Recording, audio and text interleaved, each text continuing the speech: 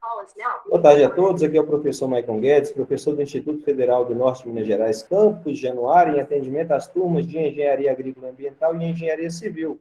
Estamos tratando do fórum referente à semana 9, neste momento falaremos sobre o conceito, né, de quantidade de movimento ou momento linear. Então, para que a gente consiga observar no nosso dia a dia a quantidade de movimento, né, ou o momento linear, que essa questão de quantidade de movimento vem mesmo por questões históricas, mas a palavra mais adequada seria momento linear. Então, a gente conhece, né, quem não joga já viu um joguinho de bilhar, e a gente percebe que após a colisão de uma bolinha que inicialmente em movimento e outra em repouso, ambas adquirem velocidades diferentes. E por que houve para que elas adquirissem tais velocidades? Por que uma ganhou, por que outra perdeu? Foi somente pela aplicação de uma força? Não. Essa força, a força foi aplicada, né? Ocorreu, aplica-se uma força, você tem um impulso, aplica uma força, adquire uma quantidade de movimento. E o interessante é que a segunda lei de Newton, né, que é a equação fundamental da dinâmica, ela não foi escrita da forma como nós conhecemos hoje. Ela se deu por meio da questão da quantidade de movimento ou momento linear. E a partir de, derivando essa equação, né, nós não faremos isso aqui hoje, não tem essa necessidade, a gente encontra a equação força, massa, vezes a aceleração da forma como nós conhecemos. Então, nós trataremos, né, nesse compêndio de mais duas aulas, né, esta e a próxima, a questão do impulso e da quantidade de movimento. Isso é muito bem explicitado e muito bem utilizado pelos peritos, né, peritos criminais, peritos forenses, em questões onde ocorrem acidentes de trânsito, quando ocorre, vamos supor, lembrando aqui daquela tragédia lá, daquela menina que o pessoal deixou cair lá, eu nem lembro o nome, né, lá em São Paulo que ocorreu, dos Nardoni. Então, como que o pessoal descobriu aquela situação lá? Por meio do que ocorreu naquela telinha, pelo impacto da criança, tanto é que o Marco ontem me perguntou a questão de clicar, então a criança, dependendo da altura, não trazendo tristeza para ninguém, pode ter acontecido essa questão aí. Então, tudo isso, o impulso e a quantidade de movimento vai estar explicando. Muitas coisas do nosso dia a dia ocorrem, a gente não sabe explicar, consegue compreender, mas não consegue explicar. Esta é a função da física. Outra coisa, a questão do airbag mesmo, se vocês observarem, os carros de antigamente todos eram feitos com a lataria bem mais reforçada, que era para quê? Aguentar o impacto. Só que o carro não amassava, mas normalmente os ocupantes do carro sofriam muitas fraturas. E com o passar do tempo, desenvolvimento das engenharias, observou-se que seria melhor que o carro absorvesse este impacto e tirasse todo esse peso, toda essa força, né, desse impacto, da pessoa. Eu mesmo tive um acidente recentemente e a questão do airbag, do material do carro, ajudou bastante no impacto. Com isso, ainda tive uma fratura, essa parte lateral, não sei qual é, essa daqui, eu também não sei o nome dos ossos, fraturei a vértebra L3, L4, contraí hernia de disco. Isso porque tinha airbag e também o carro detonou à frente. Se não fosse, teria ficado aleijado, né? Nem estava caminhando. Então, esta é a função da física, das engenharias também, é trazer benefício, trazer melhoria, trazer desenvolvimento para a sociedade. Então, nós vamos lá. Falando da questão da quantidade de movimento, a gente já viu aí nesses carrinhos aí que eu não lembro o nome deles, mas é lá das Olimpíadas de Inverno, a gente observa que, após a aplicação de uma determinada força, este corpo, né, este carrinho aí, que eu não lembro o nome, ele vai adquirir uma velocidade. Essa massa vai adquirir uma velocidade. E a gente observa aqui o seguinte, para entender o significado físico das relações entre força e intervalo de tempo, que é o conceito que nós vamos estudar hoje, né? Que vai ser, então, a questão do impulso e da quantidade de movimento, é um efeito determinado pela massa e pela velocidade. Então, força em função do tempo é impulso, massa e velocidade vai ser a nossa quantidade de movimento. Mas, espera aí, na aula passada nós vimos lá massa, velocidade ao quadrado sobre 2, energia cinética. Pois é, massa, velocidade ao quadrado sobre 2, energia cinética. Massa vezes velocidade vai ser a quantidade de movimento, tá? Então, nós temos aqui, ó, uma pequena massa recebendo uma força resultante com uma velocidade inicial, e aí, após a aplicação dessa força, essa massa vai adquirir uma velocidade. A grandeza física que nós determinamos para esta relação vai ser, então, a quantidade de movimento. E aí eu tenho aqui um materialzinho passo a passo que eu vou estar postando para vocês. Essa primeira parte está tratando da questão do impulso, como que eu encontro este impulso. Nós tínhamos lá, força resultante. Quem é a minha força resultante? Vai ser massa vezes aceleração. Quem é a aceleração? Variação da velocidade em função do tempo. Fazendo essa substituição, eu vou ter que força resultante é massa vezes força vezes variação do tempo é igual massa vezes variação da velocidade. Fazendo, gente, a distributiva disso aqui, porque nós sabemos que se há uma variação de velocidade, tem uma velocidade final e uma velocidade inicial, então nós vamos encontrar que a relação da força vezes o tempo é o nosso impulso, e nós temos aqui, então, a relação da massa e da velocidade. O que é o nosso impulso? É uma força aplicada em um curto intervalo de tempo. Este conceito vai ser estudado na próxima aula, tá? Só para dar embasamento para a questão da quantidade de movimento. Já a relação da massa vezes a velocidade é o nosso momento linear, que no ensino médio vocês aprenderam, né, estudaram como sendo quantidade de movimento. Então, a nossa quantidade de movimento agora é o momento linear. Olha aqui que no curso superior, a gente representa ele com a letra P, tá? P é igual M vezes V. Momento linear é igual massa vezes velocidade. No ensino médio, a gente vê a relação QMV, quantidade de movimento, massa vezes velocidade. Eu vou ler isso aqui porque é interessante, viu? Diz o seguinte, ó.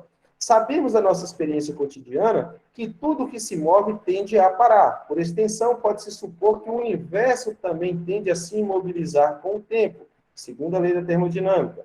Para muitos pensadores do século XVII, como o filósofo, físico e matemático francês René Descartes, nossa, uma vez na faculdade eu fui apresentar um trabalho lá, na época ainda era mais novinho, né? E eu não sabia que o nome de pronunciar René Descartes. E eu fui apresentar lá, falei, esse René Descartes, nossa, mas vou te falar, ouviu demais. É assim mesmo, a gente vai crescendo. Aí diz o seguinte, essa imobilização do universo seria incompatível com a perfeição divina. Por isso, Descartes refere-se à ideia da quantidade de movimento. Em sua obra Princípios da Filosofia, publicada em 1644, ele afirma: Deus é a causa primária do movimento e ele sempre conserva a mesma quantidade de movimento do universo. Para não me estender, por razões históricas e por causa deste compilado, dessa publicação de René Descartes, essa relação da massa, da velocidade que uma massa adquire, foi denominada como quantidade de movimento. Observe, o nosso planeta em movimento é uma massa se movendo. Toda massa se movendo possui velocidade, tá? Isso foi chamado de quantidade de movimento. E só tem uma parte interessante que ele disse, ó, contudo, quantidade de movimento refere-se a algo que pode ser medido ou contado, o que não ocorre com o movimento. Não é possível medir movimento, pois movimento é fenômeno e não grandeza física. Então, o fenômeno movimento de um corpo é uma coisa, a velocidade do corpo é outra. Velocidade é grandeza. Quantidade de movimento, para a física, grosso modo, ela não existe, porque não tem como você medir a quantidade de um movimento. Mas você vai medir, então, o momento linear, tá bom? Então, tá aí a explicação de por que tem essa diferença de quantidade de movimento e momento linear. Quantidade de movimento por razões históricas devido à publicação de René Descartes. Momento linear é uma grandeza física que a gente mede. Qual a unidade de medida? Quilograma vezes metros por segundo. Então, vai lá. O nosso momento linear é o produto da massa do corpo por sua velocidade. Lembrando que a quantidade de movimento ou momento linear tem a mesma direção e sentido de quê? Da velocidade. Assim como o impulso tem a mesma direção e sentido da força, o nosso momento linear tem a mesma direção da velocidade. Então, se, porventura, este corpo adquire uma velocidade, o seu momento linear é o mesmo da velocidade. Se está na horizontal para a direita, para onde está orientado o meu momento linear? Para na horizontal e para a direita. Observe aqui, ó, que a unidade medida, né, para a grandeza momento linear é quilograma vezes metros por segundo.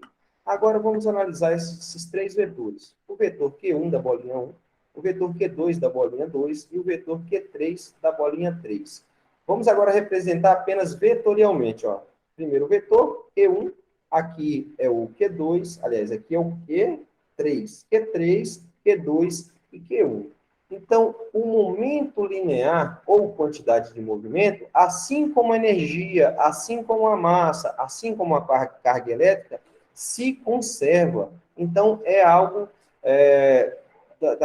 do que a gente chama de conservação, tá? Conservação. Então, aqui vai ser a conservação da quantidade de movimento ou conservação do momento linear. Quem vai ser o meu momento linear resultante? Vai ser o somatório de todos os momentos. Então, assim como a massa se conserva, assim como a carga elétrica, e assim como a massa, carga elétrica e fugiu o outro. Falei da agora já fugiu, dislexia. A quantidade de movimento também se conserva, a energia. Energia, carga elétrica, massa e quantidade de movimento. São as três grandezas, as quatro grandezas que se conservam, tá bom?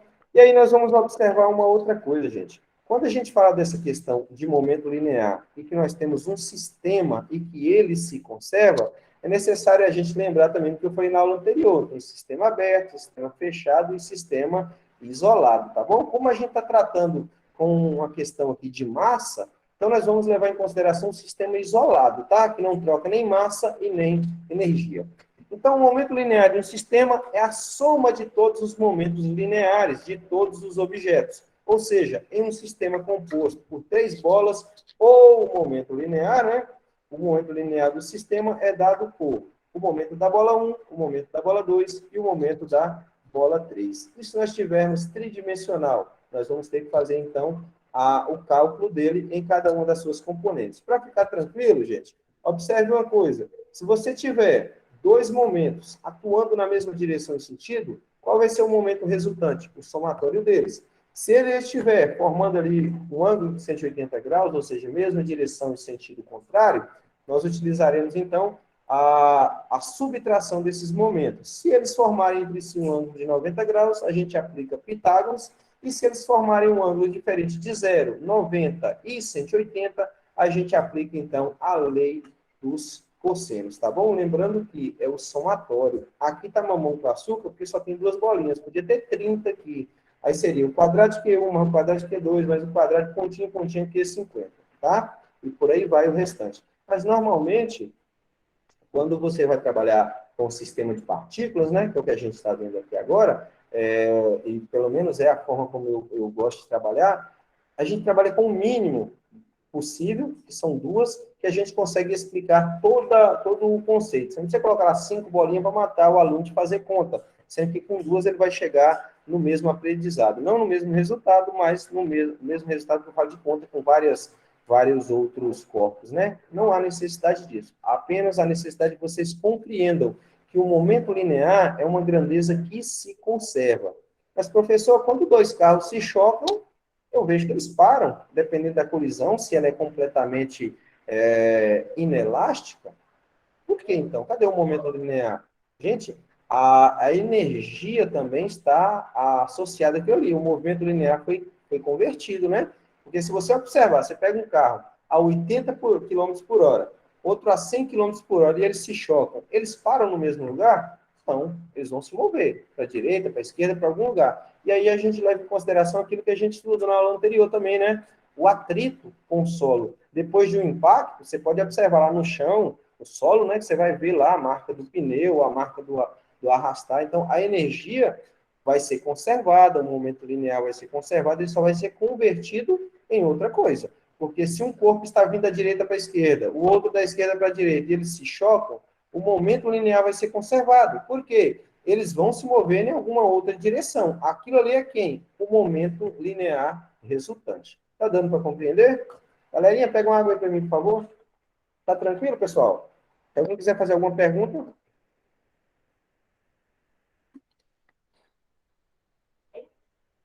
Sim, pela metade, por favor. Então, vamos lá. Seguindo, então, nós temos aí o mesmo exemplo, falando que A quantidade de movimento ou momento linear é uma grandeza que se conserva. Por quê? A quantidade inicial é igual à quantidade final. Quem é a quantidade inicial? Massa vezes velocidade. E isso você vai utilizar para cada um dos corpos, tá bom? Se nós temos uma conservação do momento linear, existe uma quantidade inicial e existe uma quantidade final, obviamente a gente vai ter o quê? Uma variação do momento linear. Olha que aqui a gente já alterou a nomenclatura. Antes eu estava falando de quantidade de movimento, usando a letrinha aqui. Agora eu estou falando de momento linear. É a mesma coisa? Sim, tá? Então, a variação do nosso momento linear vai ser o momento linear final menos o movimento linear inicial. Ou seja, a quantidade de momento que tinha no início, menos a quantidade no final, vai me dar a variação dessa quantidade de movimento. Eu posso, então, estar fazendo a distribuição, né? Quem é o meu momento final? Massa final vezes velocidade final, menos massa inicial vezes velocidade inicial. Essa é uma pergunta aqui para a Naisla. Naisla, imagina uma colisão com dois Fusquinha não, vou pegar dois carros novos. Por que está aqui, ó, massa final e massa inicial? Eu posso considerar sempre, Naisla, que as massas serão as mesmas? Se o sistema for um sistema aberto? Pode pensar. Os demais aí também, quem quiser responder, a preferência é sua, Naisla. Já vão treinando aí, viu, gente? Que a partir de junho é presencial. A massa é a mesma neste sistema aqui. Pensa que aqui são dois carros que se colidiram num sistema aberto. Eu posso considerar que a massa final é igual à massa inicial?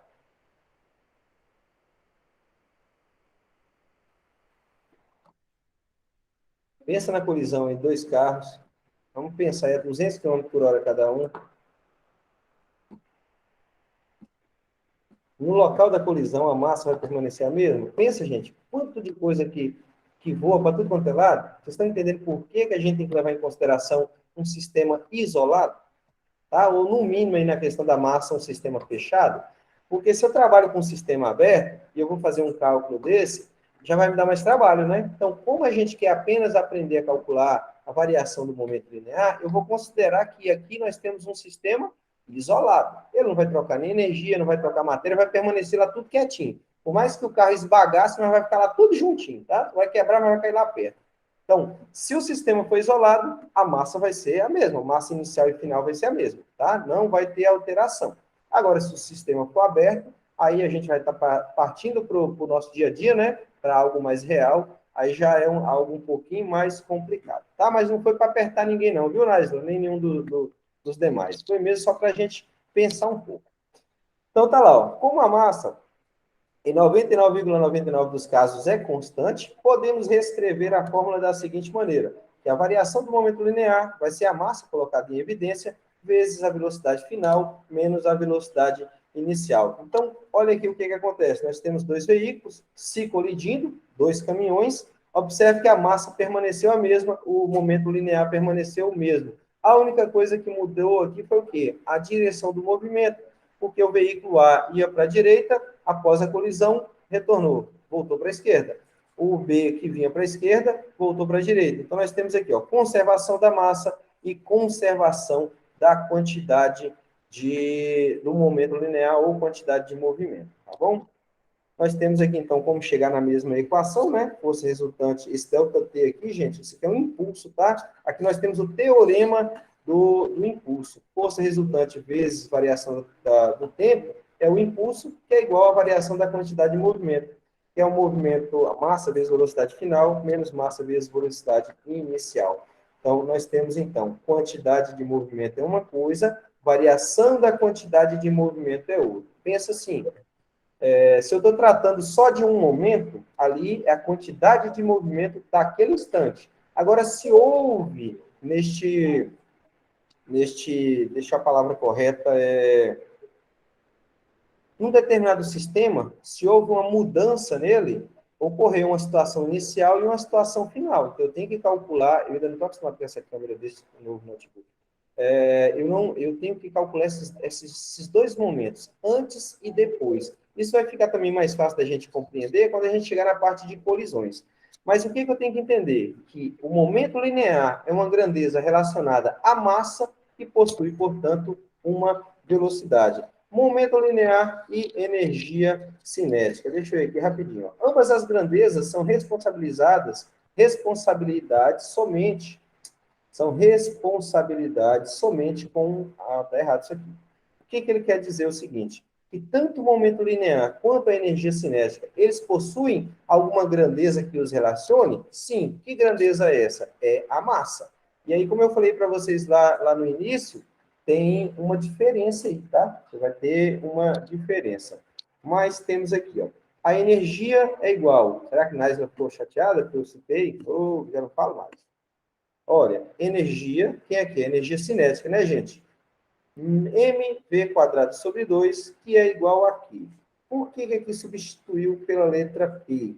Porque a quantidade de movimento é massa vezes velocidade. Então, no lugar do V, nós vamos ter a quantidade de movimento vezes a massa, em substituição à velocidade. Eu posso tratar, isso aqui eu faço com os meninos do ensino médio, ó.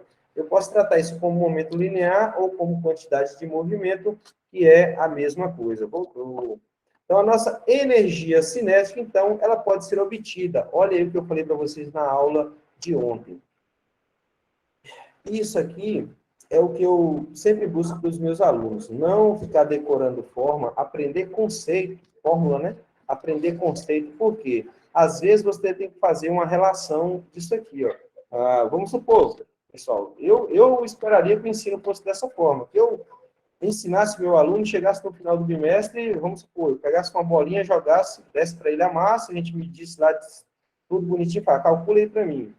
Talvez eu possa até ser um pouco exagerado nesse ponto, mas eu creio que a pessoa aprenderia de verdade, né? E ela raciocinaria, poxa, peraí, a equação é tal, daí, professor, deixa eu calcular aqui a massa da bolinha. Agora, deixa eu pegar ali aquela equaçãozinha do coeficiente de restituição. O que eu preciso mais aqui, professor? Eu preciso do valor da velocidade, mas eu não tenho a velocidade, mas eu tenho a distância que ela subiu, que é a altura dela, e eu tenho também quanto tempo ela gastou para isso. Você acha que um aluno desse aprendeu? Aprende, com certeza, qualquer um tem condição de fazer isso. Mas a gente é meio que amestrado, né, a aprender fórmulas, resolver elas e tirar nota. Então, o que eu falo para vocês com relação a isso aqui, ó, eu tenho nessa mesma equação, somente da energia cinética, a partir do momento que você olha para a velocidade, este V, eu posso relacionar ele com a quantidade de movimento, o momento linear. Por quê? O momento linear é velocidade vezes massa. Eu vou tirar essa massa daí, vou colocar o momento linear e a massa ali, pronto, cancelo essa massa com essa. E aí, surgiu quem? Uma nova equação da energia cinética com o momento linear, ou quantidade de movimento, tanto faz. Está aqui, ó. Você está entendendo? Então, isso aqui que é aprender, gente. Você conseguir enxergar essas coisas e conseguir fazer com que isso aconteça também. Principalmente o pessoal da engenharia civil, que vai avançar um pouco mais aí na parte de física, vai cair muita coisa assim, principalmente quando vocês chegarem lá em física 3, tem que desdobrar um pouco mais o raciocínio, tá bom? Mas basicamente sim. Então, nós podemos, então, né, a partir do momento que a gente faz essa conversão, eu posso dizer que que energia é essa? Energia cinética. É a quantidade de movimento elevado ao quadrado, ou momento linear ao quadrado, dividido por 2 vezes o valor da massa. E aí, eu extraindo, então, a raiz, momento é igual a raiz de 2mk, 2 vezes a massa, vezes este K que surgiu aqui. Quem é este K, gente? Cadê aqui? O que surgiu? Tá, energia cinética. Olha aí, ó. Da onde que esse trem me mata? A quantidade de movimento ou momento linear que estava aqui no segundo membro veio para o primeiro. Eu posso, então, calcular energia cinética e momento linear, fazendo apenas a manipulação da equação. Vamos, então, fazer um exemplozinho, né? Sair dessa parte teórica. Diz o seguinte, uma bola de futebol com massa igual a 0,420 kg, já está nas unidades, se desloca com velocidade de 4,5 metros por segundo, formando um ângulo de 20 graus no sentido anti-horário, em relação ao eixo OX. Então, aqui, OX, origem, em relação a X. quais são as suas componentes? Quais são as componentes x e y do momento linear? Então, gente, o momento linear depende de quê? Ele vai depender da velocidade. Então, nós vamos começar a achar as componentes. E aí, como eu falo para vocês, que os meninos lá usam a regrinha do colado e do separado, né? A gente tem que calcular o seno e o cosseno. Com relação a x, nós vamos ter uma velocidade em x, portanto, v vezes o cosseno de 20. Então, nós vamos ter, em relação a x, uma componente da velocidade que vai me dar uma velocidade de 4,23 metros por segundo. Com relação a y, vai ser v vezes o seno de 20 graus, que aqui está 342. Portanto, eu vou ter 1,54. Vamos terminar isso aqui? Para o ensino médio, a gente termina aqui, ó, na questão da velocidade. Se porventura eu quisesse encontrar aqui o valor desta velocidade resultante ou momento resultante, o que eu faria? O que vocês fariam aqui para encontrar a velocidade dessa bola? Porque aqui não é a velocidade da bola. Aqui é a velocidade das componentes da bola. Qual seria a velocidade resultante? Como vocês fariam?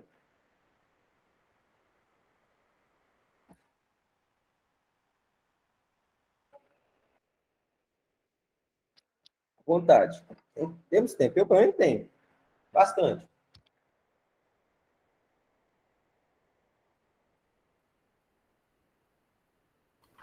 No caso, o senhor fala assim, se desse as componentes e pedisse a velocidade? Sim, já aqui nós temos aqui, Kevin, cuidado o valor, né, da velocidade aqui da bola, a massa, e nós temos aqui Vx, Vy. Mas aqui nós precisamos de uma resultante, né? Se nós temos duas componentes aqui, daria para fazer como? Como que eu faria para calcular, então, essa velocidade resultante aqui? A bola foi lançada com uma velocidade de 4,5 metros por segundo. Com relação a y está aqui uma componente, com relação a x está outra componente. Vou colocar para facilitar, não é para facilitar, para interpretar melhor. Qual é a questão que mais garra aqui para resolver isso aqui? Apenas olhar para o desenho e olhar o ângulo. Por quê? Se você tem um ângulo que as componentes estão, vamos supor, as duas forças, né, as duas componentes estão na mesma direção e sentido, o que você faz? Soma. Nós já vimos isso no começo. Por quê? A questão é mais para o final aqui, ó, de calcular o momento linear resultante. Vamos esquecer velocidade. Vamos falar do que nós estamos estudando hoje.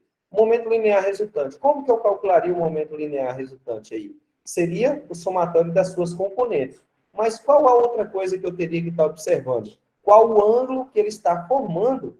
Porque, lembra do que eu coloquei lá no início? Se as componentes estão formando um ângulo de zero, essa câmera está me matando aí. Se eu formo um ângulo de zero, você soma os momentos. Se forma 180, você subtrai os momentos. Se forma 90 graus, você aplica Pitágoras. Qualquer coisa diferente disso, você aplica a lei dos cossenos. Neste caso em questão, qual regra vocês utilizariam? Somavam? Iriam subtrair? Pitágoras? Lei dos cossenos? Como ficaria a equação para calcular aí? A lei dos cossenos, né? Lei dos cossenos. E aí, quando você vai levar para os meninos do ensino médio, os meninos ficam meio perdidos. E assim, e por que eu falo isso para vocês? É aquela questão que a gente estava tratando ontem, quando a aula terminou e a gente ficou conversando sobre a questão do estudar para aprender, não para aprender, estudar para tirar nota. Aí você fica naquela questão de decoreba, decoreba, decoreba, você não raciocina. Aí o professor te ensina a somar duas laranjas com duas dá 4 laranjas. Quando você dá duas maçãs mais duas maçãs, a conta já não dá mais 4, porque foi ensinado com laranja. Vocês estão conseguindo pegar o raciocínio que eu quero dizer para vocês, né? Então, qualquer coisa que fuja do que o professor falou, fica um pouco mais difícil para o aluno. Então, a questão do entendimento, do raciocínio, é justamente para isso. Tá bom? Então, o exercício aqui só pediu para a gente isso. Ponto. Acabou. Já está resolvido. X vai ser o momento linear em x. Massa vezes a velocidade em x. A componente em x está aqui, encontramos. Basta substituir e multiplicar. Isso aí todo mundo faz, está tranquilo. Em y, a mesma coisa.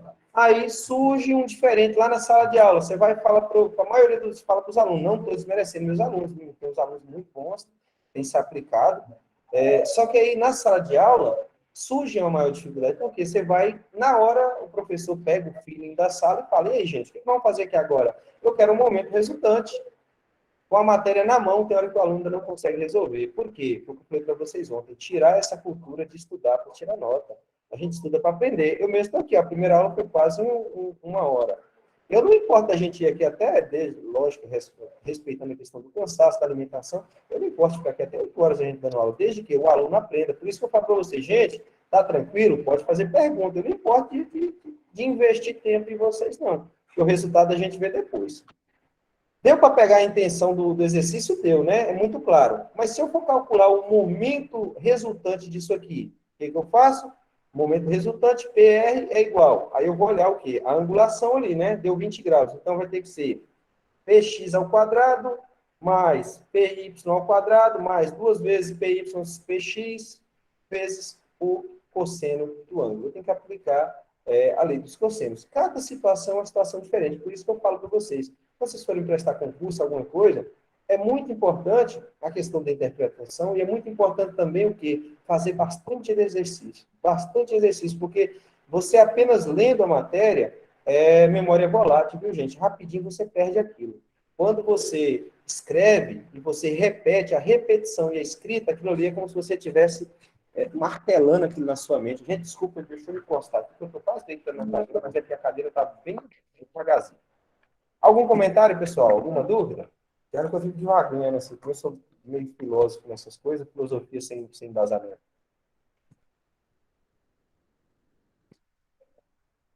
Tranquilo? Vamos seguir, então, aqui. Aqui está o resultado. Aqui tem outra. Diz o seguinte, ó.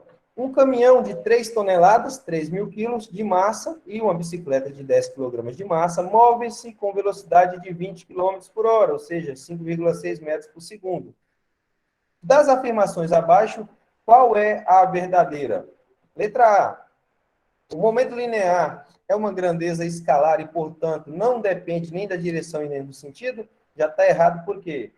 O momento linear não é escalar, é vetorial. Letra B. Como o caminhão e a bicicleta têm a mesma velocidade, o momento linear também é o mesmo? Vocês acham que sim ou não?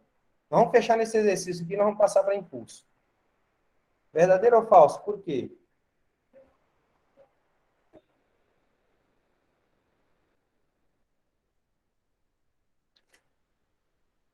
Lembra da equação que vocês vão encontrar a resposta.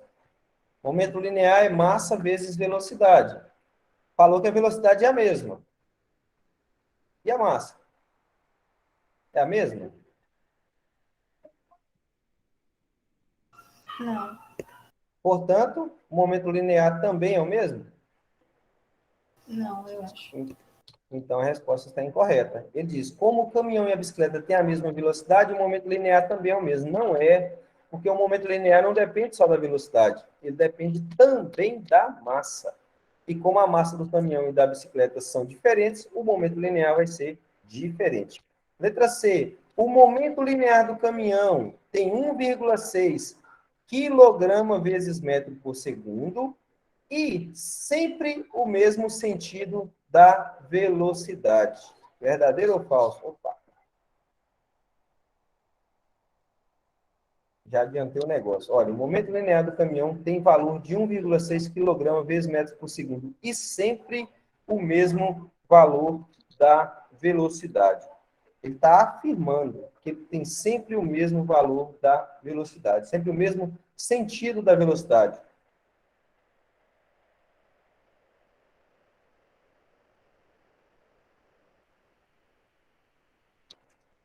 O que ocorre aqui, gente? Olha o enunciado. O caminhão tem tal, deu a massa da bicicleta e deu a velocidade aqui.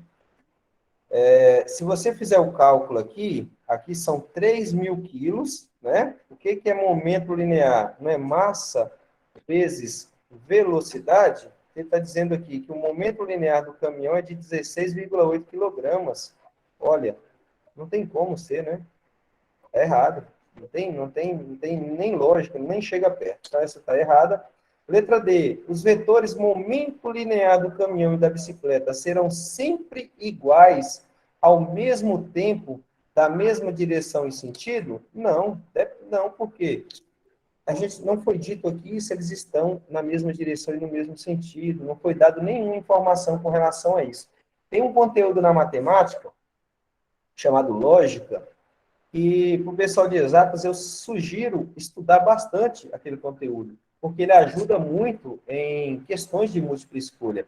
Porque muitas vezes a própria lógica da questão ela mostra para vocês, não tem como. Por quê? Aí você começa a fazer a questão da exclusão, né? Então, neste caso aqui, não tem como ser, porque o exercício não falou sobre isso. A letra E diz: o módulo do momento linear de cada um deles é diferente, porque suas massas são diferentes. Então, está aqui a nossa resposta correta.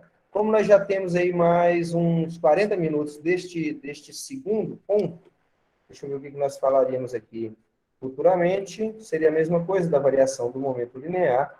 E aí tinha mais alguns exercícios. Eu vou fechar essa segunda gravação, porque a intenção de falar de momento linear é que vocês compreendam que o momento linear é uma grandeza vetorial relacionada à massa e à velocidade de um corpo.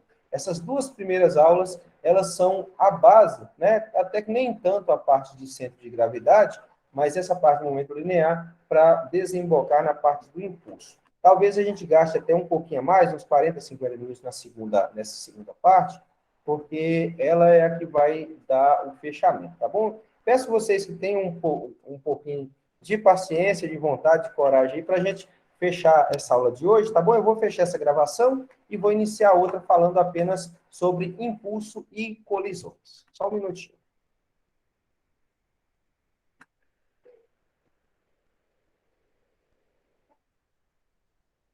Nossa, eu paguei o errado. Vou aqui.